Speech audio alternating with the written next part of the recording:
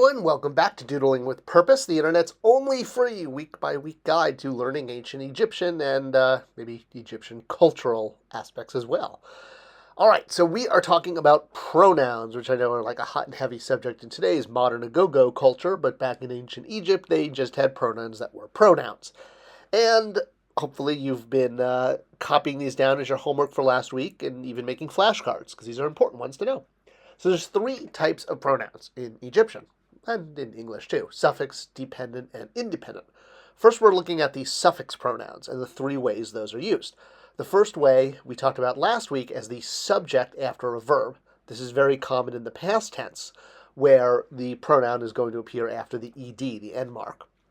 All right, so the second type of suffix pronoun in use is when it's the object after a preposition. Remembering a preposition is a word that preposes a word, it tells you more about it. So example, the Egyptian glyph for M, the owl, is a very common preposition meaning in, with, from, or as. Yeah, it's got a lot of meanings. Likewise, the N, the water sign, can mean to or for or towards a person, which is different than to or towards a place, which is done with the R glyph, the open mouth. So they both essentially mean the same thing, but one is a preposition regarding a person, the other a place. In, I-N, the reed plus water sign, is the preposition for by. I don't know, I always think it was like someone's in there because they're by it. And then finally, Hannah, with. I always think I want to be with Hannah, but it's Hannah, Hannah, Hannah, H-N-N-A, H-N-A. All right, we got flax, water sign, and the open arm.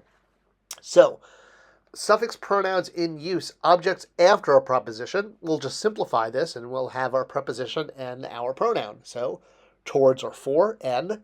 Horned viper, him, makes this towards him or for him. Likewise, if we're going to change those up, and so let's put in Hannah and then the bolt of cloth, the pronoun for she. So Hannah, remember, with Hannah is, so therefore, with her. Very simple. Preposition goes first, and pronoun or noun goes after. It could be, a proper noun like King or Bob or Sarah or, something like that. All right, then in and then them. Suffix pronouns. All right, so the last one is as the possessor of a noun. All right, so, and this is actually the same as in English, but with Egyptian, word order is different. So in English, you might say something like, his wonderful house. You can express this in hieroglyphics, but the word order, much like French and Spanish, is going to be a little bit different. So in Egyptian, or hieroglyphics, it would be, house his wonderful. It still has the meaning of his wonderful house, but we're going to reverse the words. And now if we lose the wonderful, the modifier of his house, and it's just his house, then it just becomes house his. So you're going to write per, F. Per being the word for house. When you use the stroke line under the glyph for PR, it becomes the actual object. And then F, horned viper, is his house. And you would write this PR equals F. Whenever you're using a pronoun, you use the equal sign in the transliteration.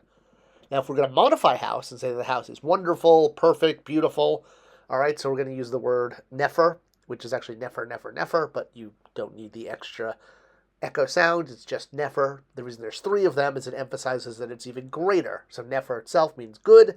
Three nefers mean wonderful or perfect. It elevates it to the next level. It's the comparative and superlative, if you will. All right, so here we have mi, k, bil. So if you see if you can transliterate and translate that. So mu, with the determinative of the cat, is cat. K, the pronoun for you. Bin, which means bad or evil. So this would be your bad cat. Or in Egyptian order, cat, you're bad. And now remember, cat can be spelled with a W in there. It's sometimes left out if the determinative is used, but just wanted to remind you of that. And because we're doing your, it's really actually we. So, I'm sorry, excuse me, if we were to change, I apologize, if we were to change that to we, then it actually has become our. So our bad cat, as opposed to we bad cat, that wouldn't make sense. So we becomes our in that case. And that is the suffix pronouns. Those are the different ways that they're used and the different ways that they get modified. So definitely take another week to really learn your suffix pronouns because they come up a lot. And we're going to dive into the other two type of pronouns starting next week. So there's even more pronouns to learn. Hope you've been enjoying this. Thank you as always for being part of the class. We couldn't do this without you. And if you have any questions, please just leave them in the comment below and I'll circle right back at you. Thanks again for being here. Welcome back and good luck doodling with purpose.